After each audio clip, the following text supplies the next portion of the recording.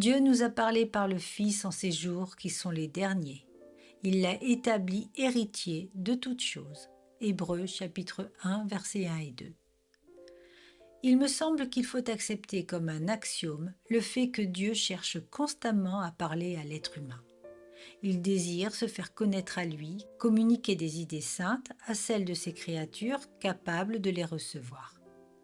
La deuxième personne de la Trinité a pour nom parole de Dieu, c'est-à-dire le mode d'expression de la pensée de Dieu.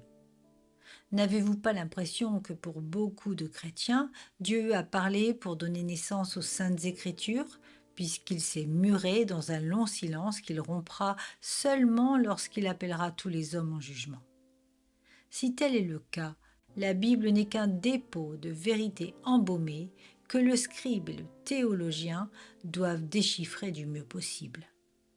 Cette conception est extrêmement préjudiciable à l'âme du chrétien, car elle fait croire que Dieu ne parle plus et que nous sommes donc livrés à notre intelligence pour comprendre et saisir la vérité.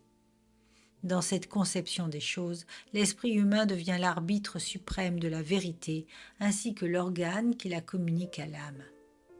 Heureusement, les choses sont tout à fait différentes. Dieu n'est pas silencieux et il ne l'a jamais été. Il parle dans son univers. La parole écrite est efficace parce que, et seulement parce que, la parole vivante parle dans les cieux et que la voix vivante résonne sur la terre. C'est l'Esprit qui rend témoignage parce que l'Esprit est la vérité. Car il y en a trois qui rendent témoignage dans le ciel, le Père, la Parole et l'Esprit Saint. Et ces trois versets sont un.